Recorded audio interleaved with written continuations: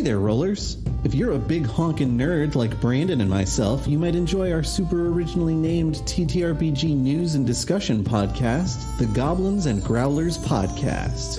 We talk about everything from what's happening in the world of Dungeons and Dragons to indie tabletop games, old modules, and even tabletop RPG adjacent merch like the Dark Tower board game remake. If that sounds like your bag of dice, come check us out on the Goblins and Growlers podcast over at bit.ly/goblinsgrowlerspodcast. That's all lowercase bit.ly/goblinsgrowlerspodcast. Come nerd out with us.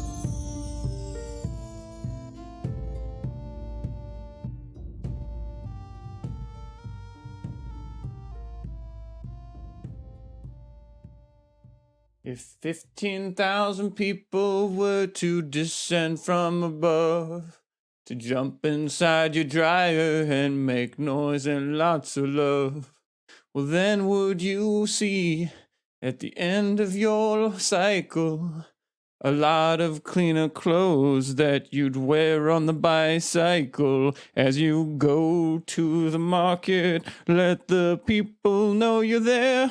You bring your own bags and also a spare pair of underwear, in case you go to buy something and you see a really good price and you get yourself in aisle 9, and you also grab a little bit of spice in order to make some fajitas later for you and your 17 cats that live in the backyard right next to the place where you are at.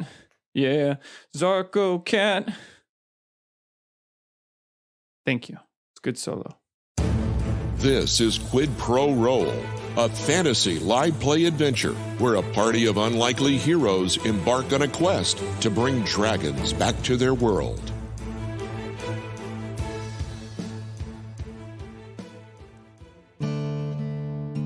Well, howdy, listeners. Get on with it. Okay. After Koza and Solinar return from their mission, the party as a whole make their way into town and find a seemingly abandoned town hall. They debate largely about possibly burning down the house full of wasps until Johannes discovers the property is in his name. Fortunately, the current mayor, a mouse by the name of Happy, informs them of the atrocities caused by the wasps and asks them for aid. Before they could act on any final decisions, though, their bickering seems to have attracted the attention of a hooded figure, shrouded and controlling the wasps. The goblins of the caverns below are planning an uprising. They have allied with trolls. Please stop using my power like this. I will use your power how I please, or I will let you die. Y'all take care now.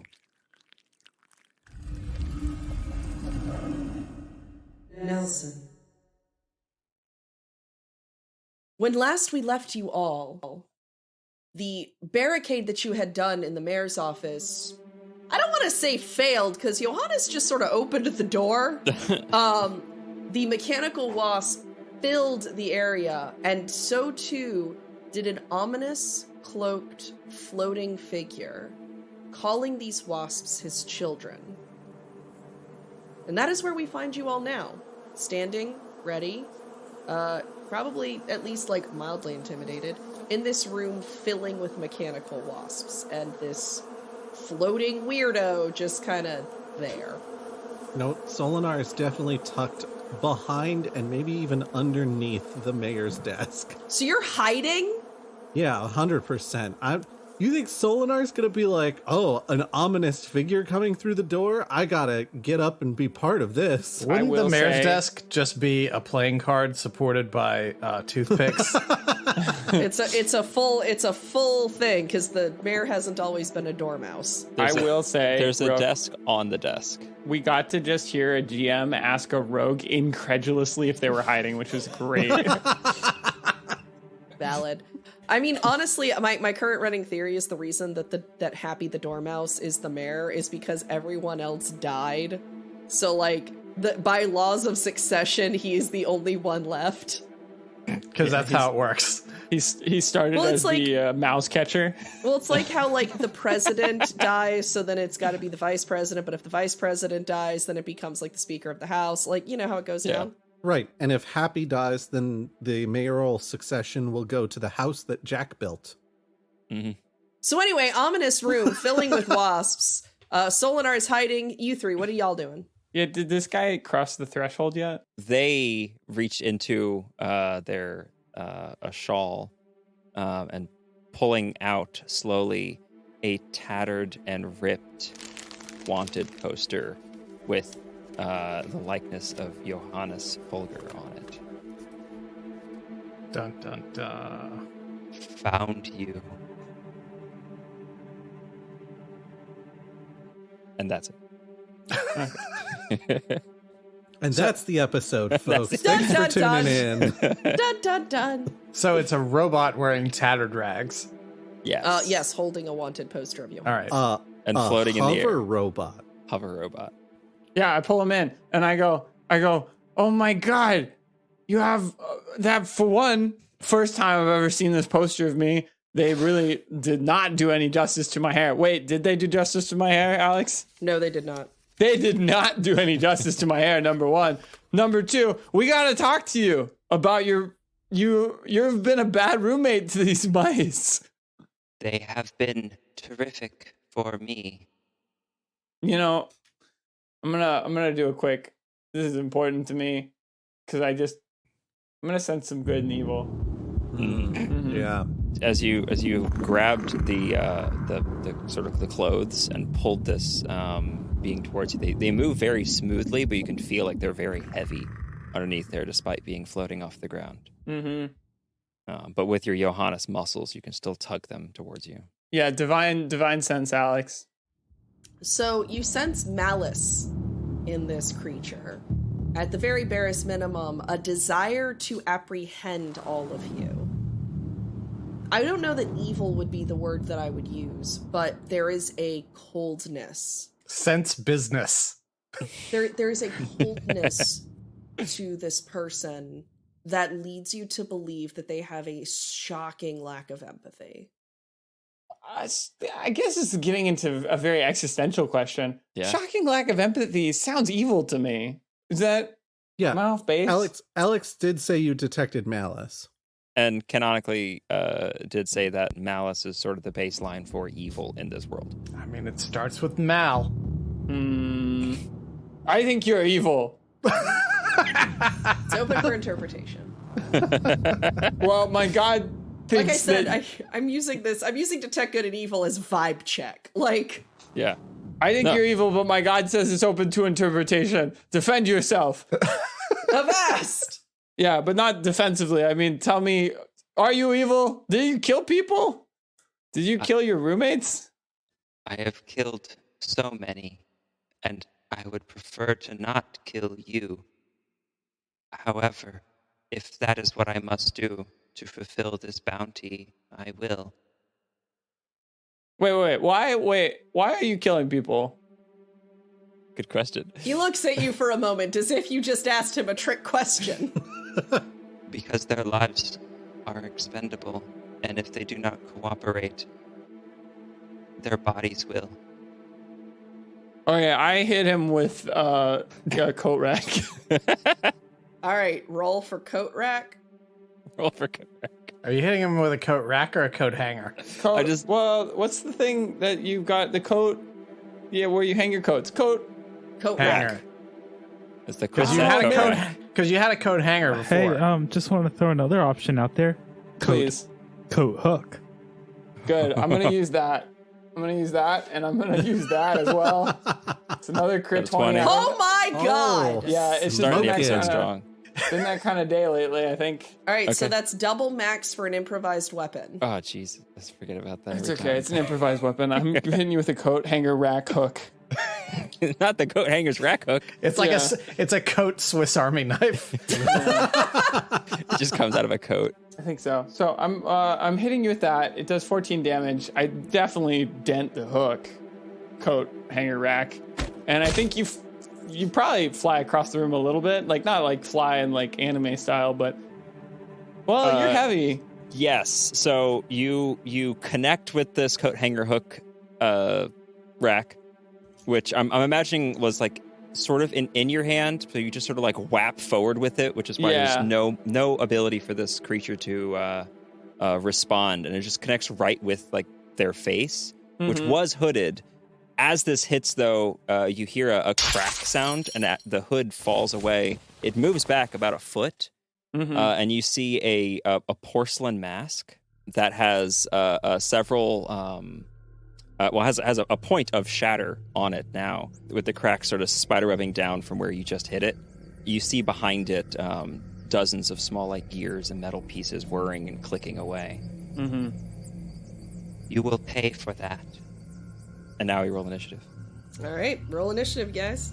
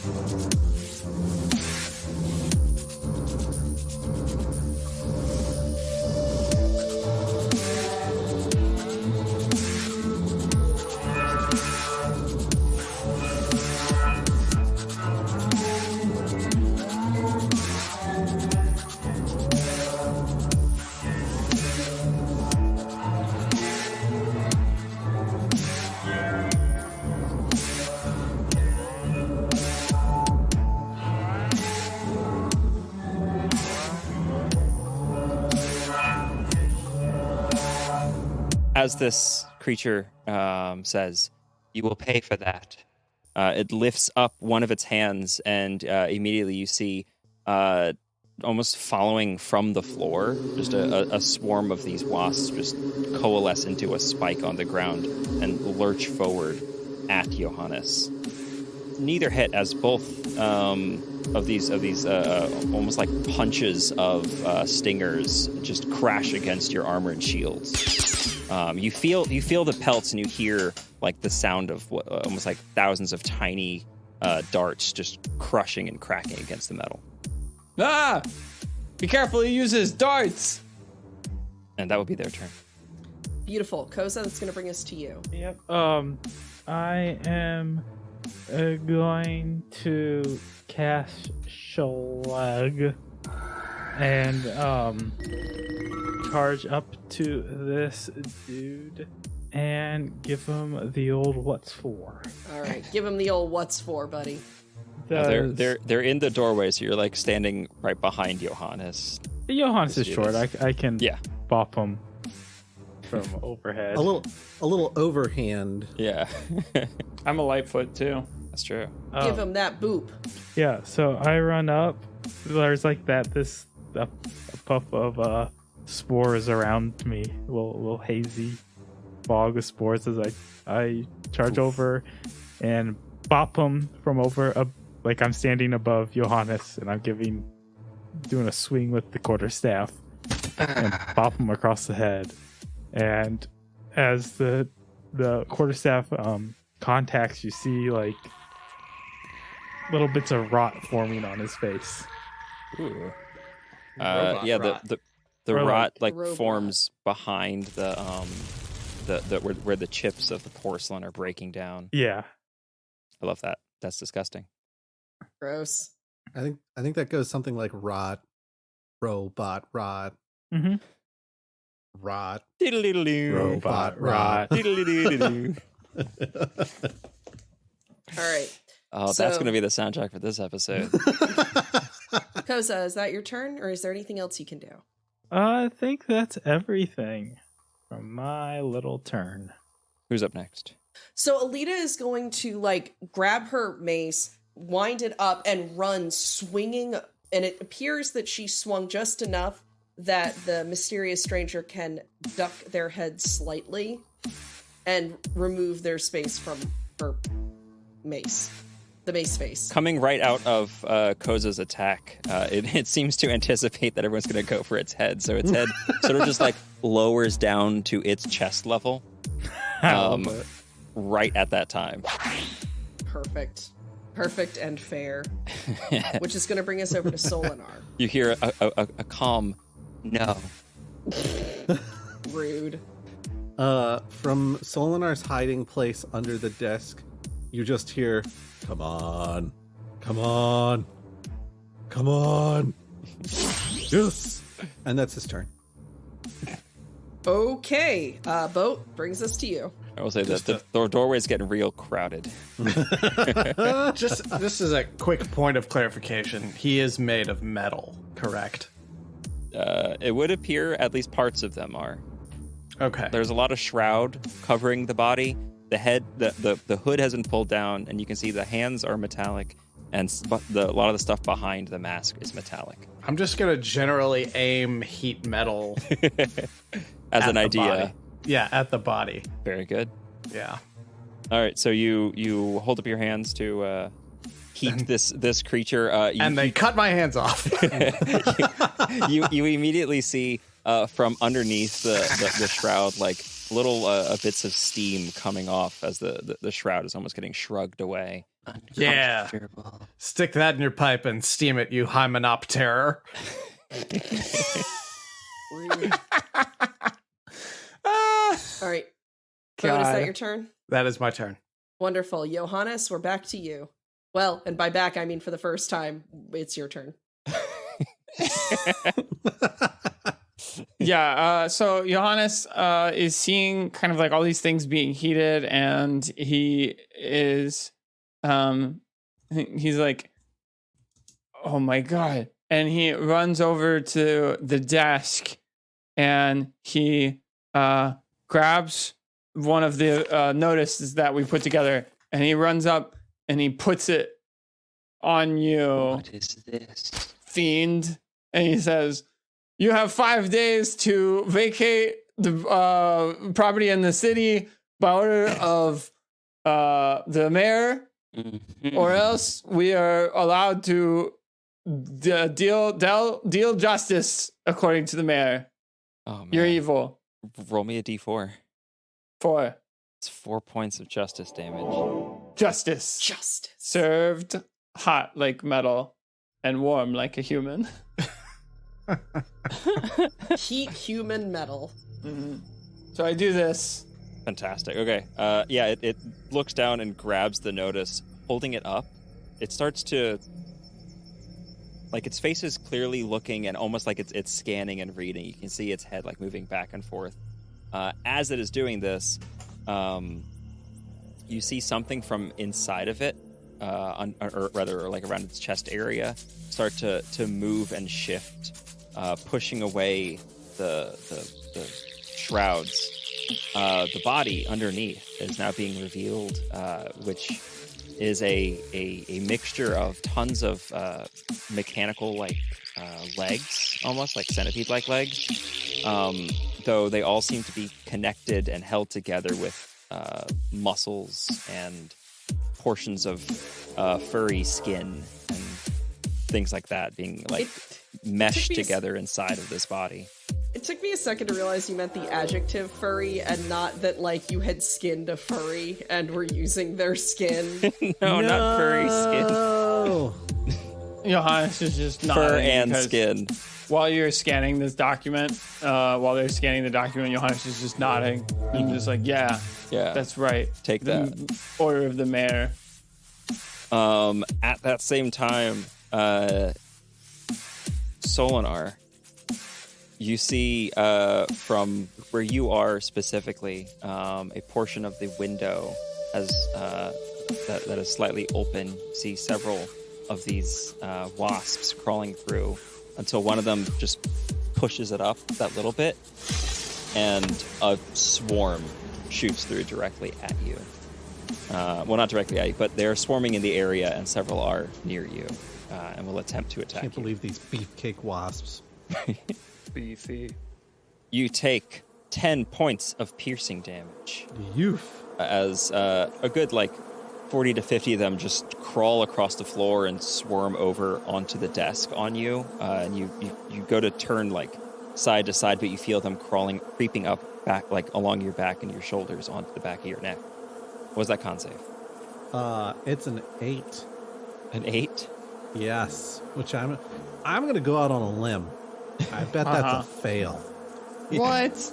Indeed, at least this time is. And you will take another 10 poison damage. Good God! As you feel several of these, they're biting and scratching, and then suddenly you feel a few of them, right as you're trying to shift and move forward, you feel a couple of them just position and sink needles deep into your skin. Yeah, I think Solinar basically wriggles out of his hiding spot, oh, it burns. And that is their turn. Which will bring us around to Koza.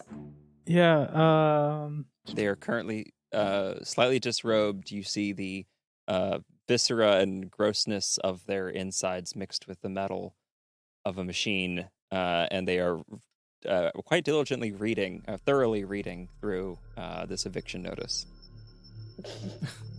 I believe Alec Guinness would say they're more machine than man now. Or more machine than man, rodent, other animal. Furry. Furry. They're More machine than furry now.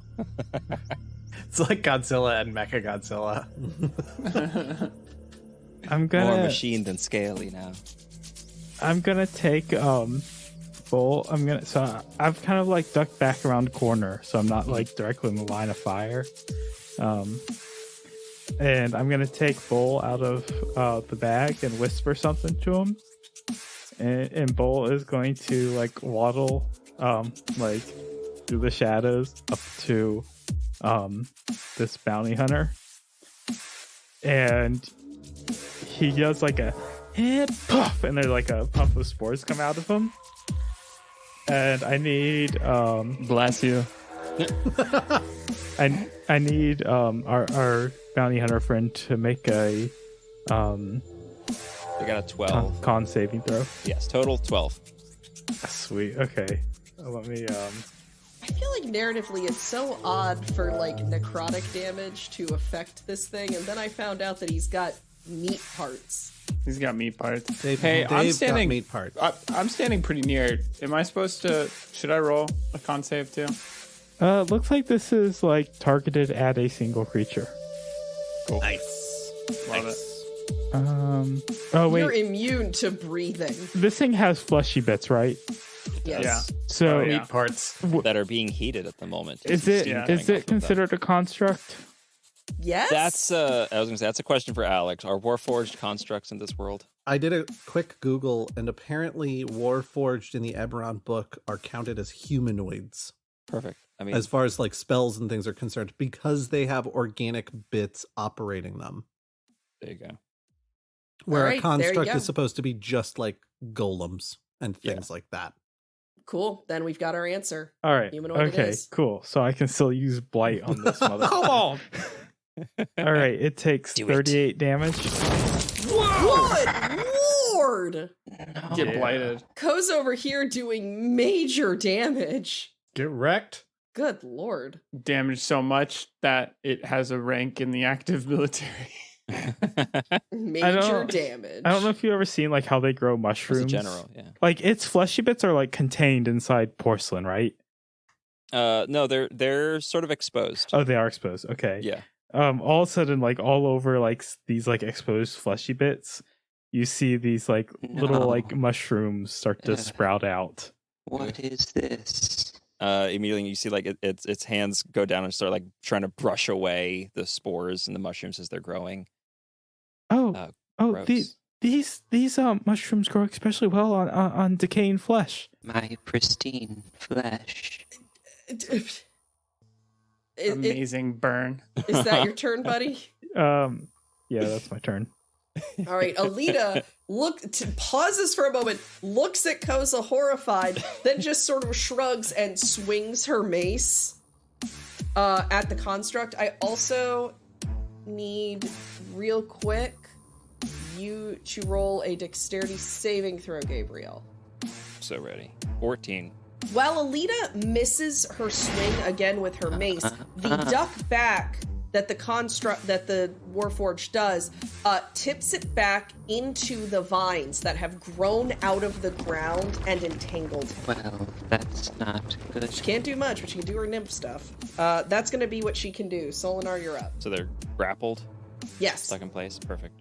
They are Restrained. graspled.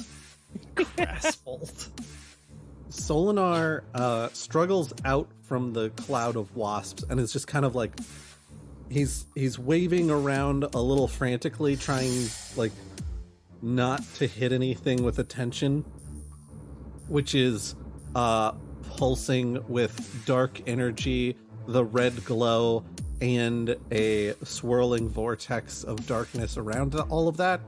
And then he kind of like struggles out of the swarm and then lunges at the bounty hunter figure.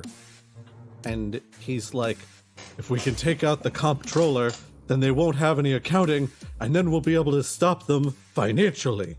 And does attacking count as a skill check in this world? In your I do not rules? believe so. Okay. I like rolling with advantage. Oh god, math is so hard. 16. So 18 plus 16 is 34 collective damage of Solinar just rushing forward with attention with this swirling dark mass, stabbing forward into, I presume, the heart-ish space where a normal humanoid would have a heart-ish space, and just like plunging attention into this bounty hunter. As attention slides in surprisingly easily, there doesn't seem to be like bone or flesh or armor or anything to really like stop the progression of this blade until you hit sort of like the back of it. However, as you pull out, you do see coming off, still attached to attention, are a couple tiny organs. One of which seems to be probably like a heart. Solinar shakes those off. Excuse me, the heart is a muscle. Solinar shakes those off with a blade flourish. Like the look on his face is you get it away, but the movement of the blade is like, ha ha ha, I am Zorro, kind of, yeah. Yes. Yeah. Yeah, Whip, even whip. Solinar's grossed out. Imagine how Astrid feels right now. Ugh. Well, see the sword Astrid's a throw up? necromancer. Astrid's probably not actually that grossed out. Astrid's probably like, if I had my body, I could reanimate this into something more interesting. So I will say, you want to know who's also technically, after a fashion, a necromancer? Koza. You want to know who's probably not super jazzed, covered in viscera? Koza. Mm-hmm. Well, I don't know, Unless he because plans Koza's on been it. growing a lot of mushrooms off of this viscera, so... I don't, because it is just growing the mushrooms on the viscera. He's not in that viscera. You don't want to be. I guess in that that's business. true. I guess that's true. Anyway, that's my turn. Heck yeah. All right, which is going to bring us to Boat. How far away are they from me right now? 15 feet. You were across the room. Yeah, I was. But there's also 1, 2, 3, 4 people in between you and it. Right. Do I have any kind of path to get within, like, to get up to, like, axe distance from him? I would say no. So unless you bump somebody out of the way, unless you push somebody out of the way, because you have Koza, Solinar, and Alita, who are all full-sized people standing in a doorway stabbing this thing. All right. You could use the axe to move them, though. No, I don't want to do that. That probably would be seen as suboptimal. They'll get out of the way. Yeah, don't want to use it like a cow catcher. I will, though, throw a dagger at it. Ooh. But I missed. So then for, let's see here. For my bonus action, I'm going to cause the heat damage again. Oh. 13. Curse you. And I might, just in the interest of not crowding everybody's fighting so much, I might just sort of back off maybe 10, 15 feet. You approach, throw a dagger, it pings off of it, and then cause the heat metal to which those of you who are right next to it can see is actively cooking the flesh. Yeah, does it smell like a barbecue? The grossest barbecue. I was gonna say it smells like imaginable. barbecue for sure, but there is like small bits of fur that are also catching Farbecue. and burning. So it's a fur. Well, it also, farbecue. I don't know if you've ever cooked rotting meat, but that is not a smell you want. What? When would I have cooked rotting meat? Look, I've only cooked rotting meat a few times in my life, but if you season it fine, you're good. God, I love how that was brought up so much. I don't know if y'all. I don't know when the last time you cooked rotted meat was. I will say, as somebody who hasn't eaten meat in a very long time, though, I don't know, Brandon, we might have to fight this off. I don't think anybody else will even be close, but I definitely might have eaten the most spam of anybody here. Oh, yeah, you definitely have. Have I? Okay. Yeah. Well, Chapman. Yeah. Chapman's my contestant. I've had a fair bit of spam in my life. Yeah. I think Alex actually is going to hold the prize for this one because Alex loves spam. I want to be very clear. Turkey the only spam. I eat is turkey spam. It's still spam, well. though. At Yeah, least but it's it is brand name. turkey. You're not eating potted meat food product, which is an actual product that's a knockoff of potted spam. meat turkey product. Yeah, Okay, I eat turkey spam. So like, Initiative. Yeah. Also, I was hoping the reason I was asking about it smelling like a grill is because I wondered if maybe this creature was lubricated by barbecue sauce or something like that. Yeah, that's important knowledge. Yeah. While it does not Can we- currently appear to be sauced yet, Mm-hmm. it does smell a little bit like burning potted meat. Okay. could we by chance not say, is this creature lubricated again on this podcast for me? Is it It's a saucy? machine. Yeah. it Yeah, has I'm to just be trying to lubricated. find out. I'm trying to find out information about our opponent. Yeah. How drunk did Roll this bounty perception. hunter arrive? Roll perception to determine how looby it is. All right, moving on. 13. Oh, well. There is a small pool on the ground Okay. beneath it. Is it its turn? No, it's going to be Johannes' turn. Johannes. Oh, but the bounty hunter's still reading, right? No, they have stopped. They've finished reading and they're holding the thing back. They were going to respond, but they've been pummeled a couple times. Oh. Johannes is, nope, I'm waiting for the response. Okay. I handed it to you. The other things are happening, but you've been served. You've been served. Yeah, he's getting served. He is getting wrecked right now. Johannes, this is my turn. I am the owner of that house in which you killed and then tossed lots of tails of rodents. And I do not approve of that on my property at all. Murderer. But what will I feed all of my children? I mean, oats. Really good this time of year. They have already consumed all the grain in the town. Man, is that why everybody's left? Is it because you guys just ate all the food and then nobody had any food? Did you pay for the food first?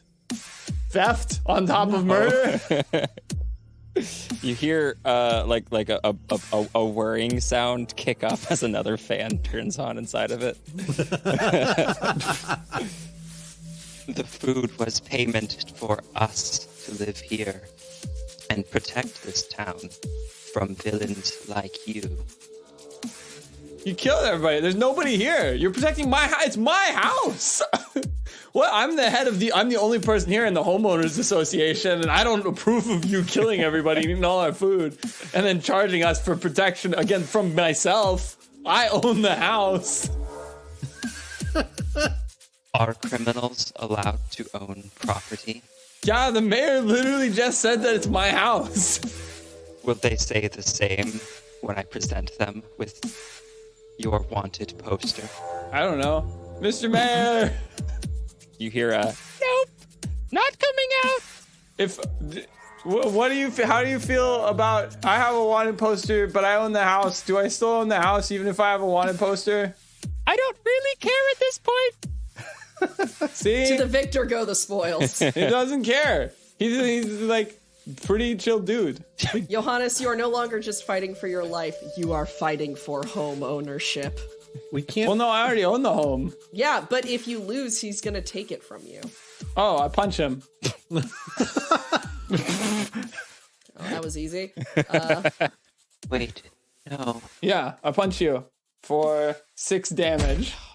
Yeah, and then I punch you again. No. For another 6 damage. Well, and then when Johannes is punching you, he's like, that one's for the town, and that one's specifically for my one piece of the land that I own in this town, which is my town. These are my people. I live here.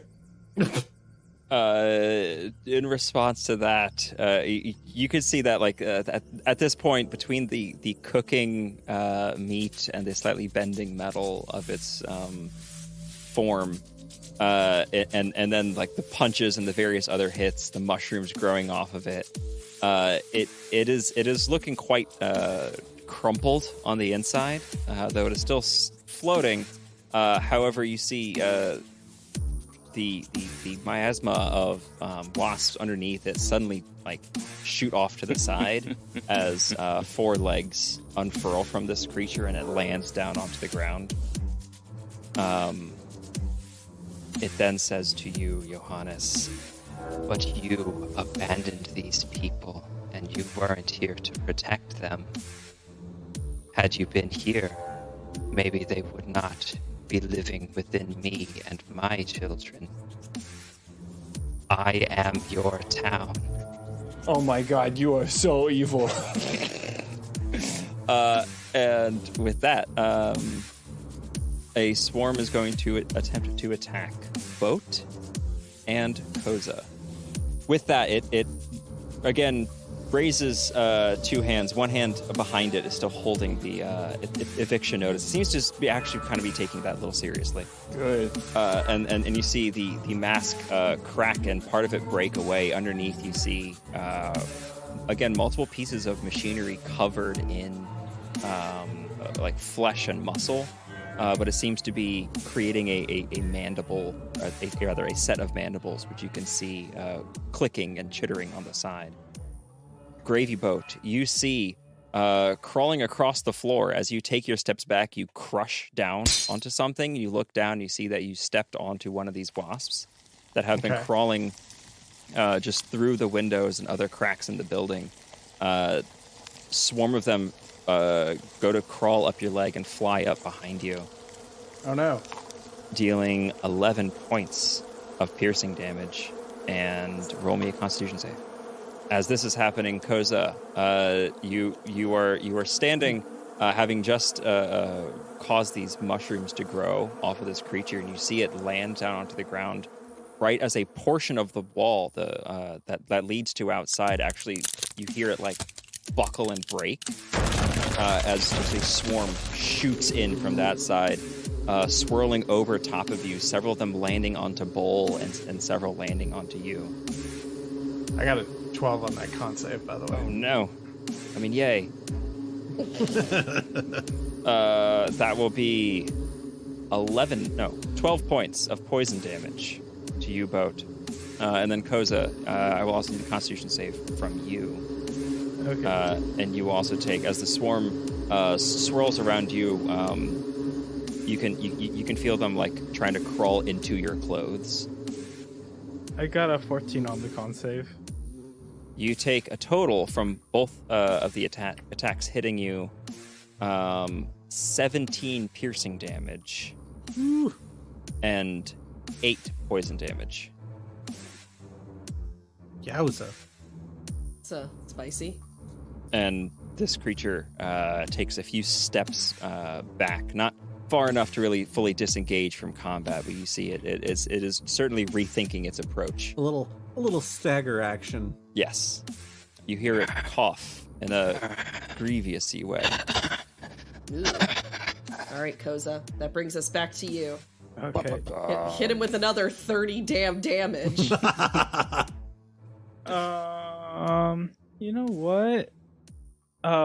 Bull sees me get hit with that last attack and sees me like panicking with these creatures crawling all over me. And he builds himself up really big and gives the biggest puff of spores he possibly can give. God, that's so cute. That's adorable. Oh, yeah. He just kind of Yep. I was thinking All more right. like a oof sound, but yeah.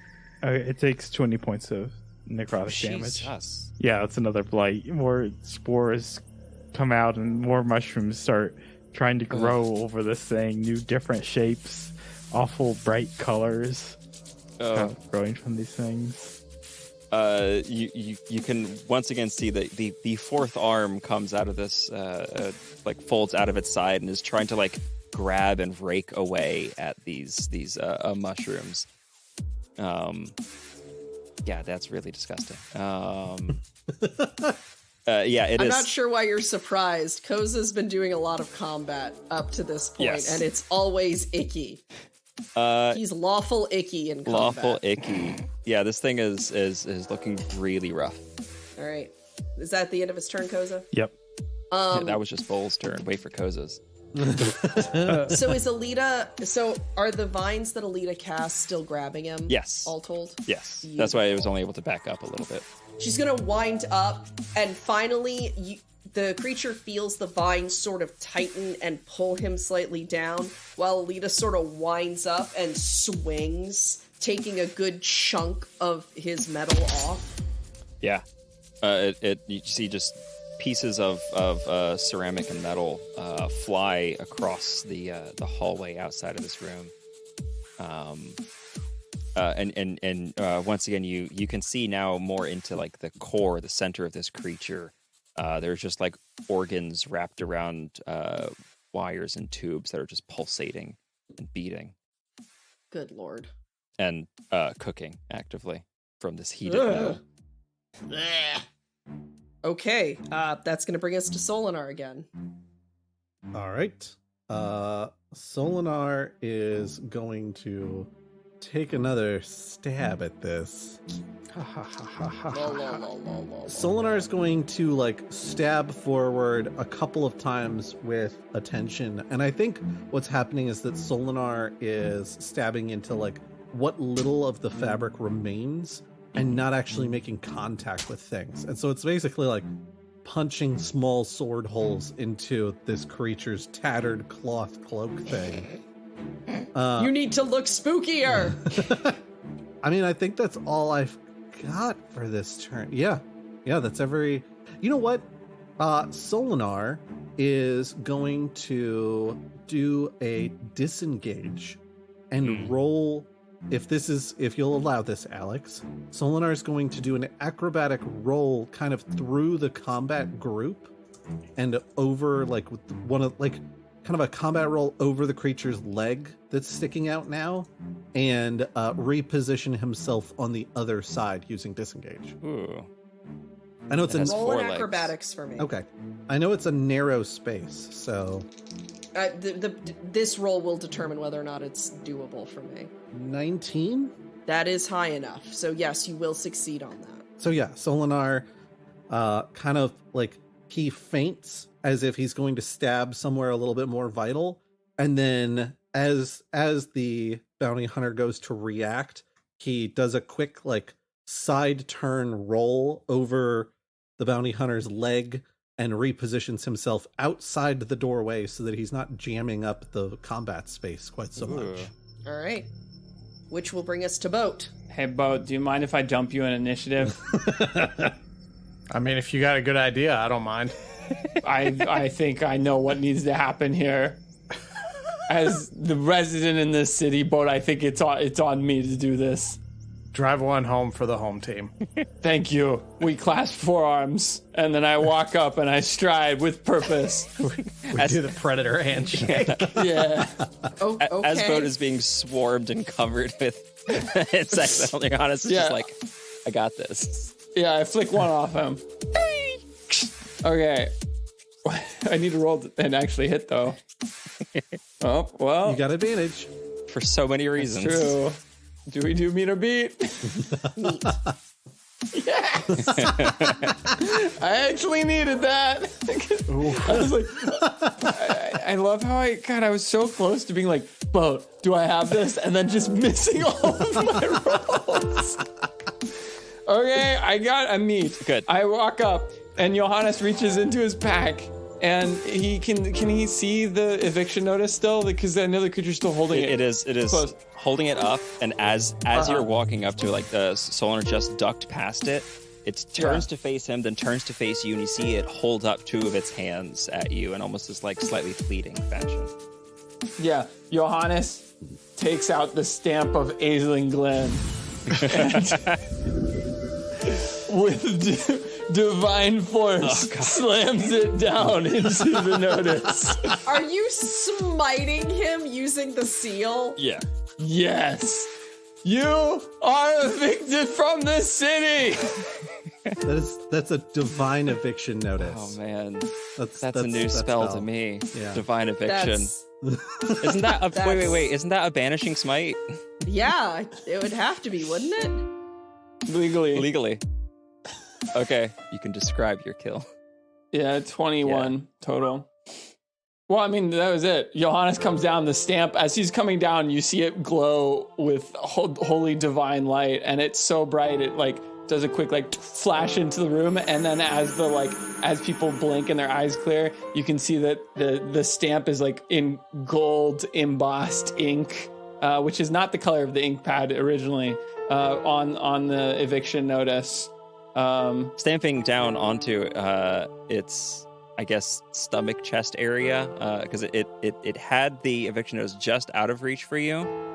So are you aiming for that or aiming for it solely? The eviction notice. Okay. So you step up onto its leg to close that distance. You hit the eviction notice and connect it into its body. You see the metallic arm, which at this point a lot of the meat has burnt away. You just collapse the entire thing, shattering the arm and then crushing into the chest carapace of this creature.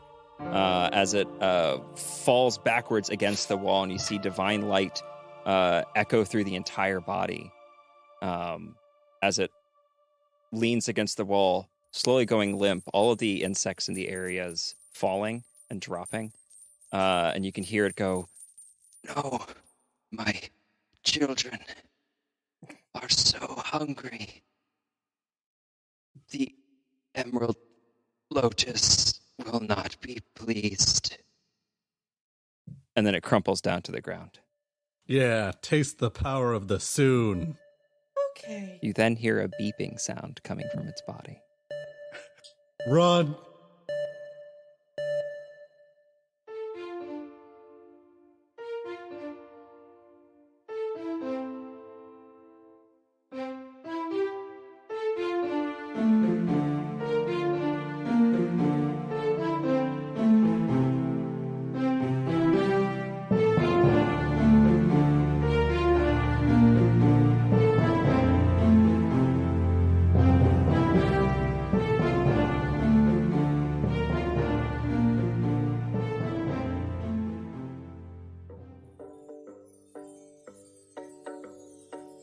Quid Pro Roll is a co-production of Alpha Comics and Games with Goblins and Growlers.